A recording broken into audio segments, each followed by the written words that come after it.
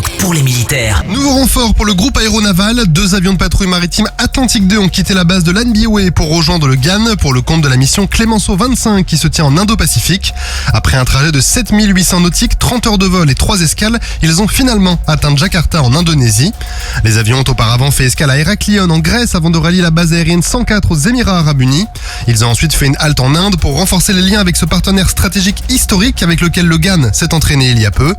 En Indonésie, les Atlantique 2 participeront à l'exercice multinational La Pérouse qui réunit 9 nations pour des scénarios de sécurisation maritime autour des détroits indonésiens.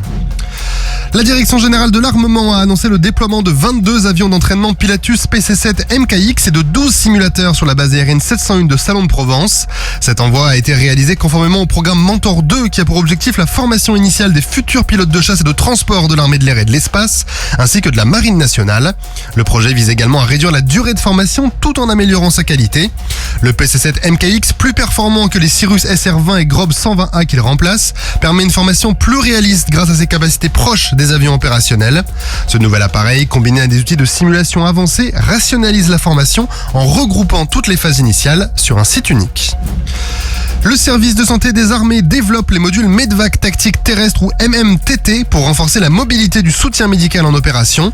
Ces conteneurs médicalisés de 20 pieds qui seront compatibles avec les véhicules logistiques de l'armée de terre et avec certains navires de la Marine nationale permettront de prendre en charge jusqu'à 4 blessés graves pendant 8 heures tout en étant autonomes pour 48 heures. Cette initiative s'inscrit dans la stratégie baptisée Ambition stratégique SSA 2030 qui cherche à moderniser les capacités du SSA face aux menaces croissantes et aux retours d'expérience comme ceux de l'exercice Orion 2023 qui ont révélé un besoin accru de mobilité médicale.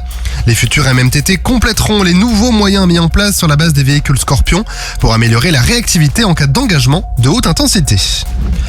Et l'armée de terre française a lancé le programme FLPT pour frappe longue portée terrestre dans le but d'acquérir des capacités de frappe au-delà des 70 km offerts par les lance-roquettes unitaires actuelles qui sont en service au sein du 1er régiment d'artillerie. À l'horizon 2035, au moins 26 nouveaux LRU capables d'atteindre des cibles à 120 voire 150 km viendront ainsi renforcer les rangs. L'armée de terre travaille également à des capacités anti-aériennes et anti-missiles pour contrer les menaces adverses, tout en développant une flotte de drones pour des frappes dans la profondeur qui sont essentielles à son adaptation face aux enjeux sécuritaires contemporains. Sur terre, sur mer, comme dans les airs. Skyrock PLM, en équipe avec Cuneo, la mutuelle des forces armées.